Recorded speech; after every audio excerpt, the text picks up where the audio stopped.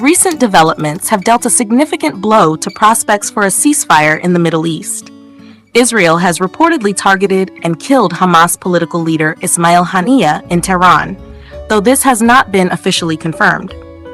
The Israeli government also claims responsibility for the death of Hezbollah commander Fuad Shukr in Beirut, who was reportedly involved in a rocket attack that resulted in the deaths of 12 young people in the Golan Heights. While Hezbollah acknowledges Shukr's death, it denies any connection to the Golan attack. Speculation is rife about the possibility of a larger conflict, with both sides seeming to brace for further escalation. Israeli actions appear influenced by American pressure to target Hezbollah without provoking a full-scale retaliation. The assassinations of such high-profile figures may be seen as a significant gamble by Israel, potentially provoking a response from Hezbollah's leader, Hassan Nasrallah. Israel may also have judged that Iran, despite the embarrassment of Haniyeh's death, is unlikely to escalate into open conflict. The situation is further complicated by Iran's recent claims of restored deterrence following its missile and drone attacks on Israel, which were in response to an Israeli airstrike in Damascus.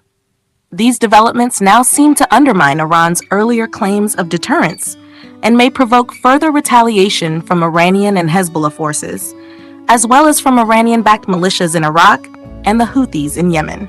Despite ongoing Israeli strikes in Gaza that have diminished Hamas's capabilities, the risk of attacks within Israeli borders or the occupied West Bank remains.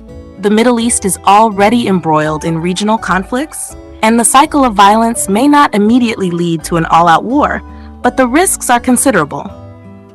The challenge of avoiding further escalation and finding a diplomatic resolution has grown more daunting. Efforts towards a ceasefire seem increasingly remote. While some American officials have suggested that a ceasefire was within reach, the wide gap between the terms proposed by each side, Hamas seeking an Israeli withdrawal and cessation of hostilities, and Israel seeing it as a temporary pause, complicates the situation. The assassination of Haniyeh, a key figure in ceasefire negotiations, adds to the difficulty of achieving a peaceful resolution. This move aligns with Israeli Prime Minister Benjamin Netanyahu's strategy for a decisive victory over Hamas, but it contradicts American efforts and could hinder the possibility of a ceasefire.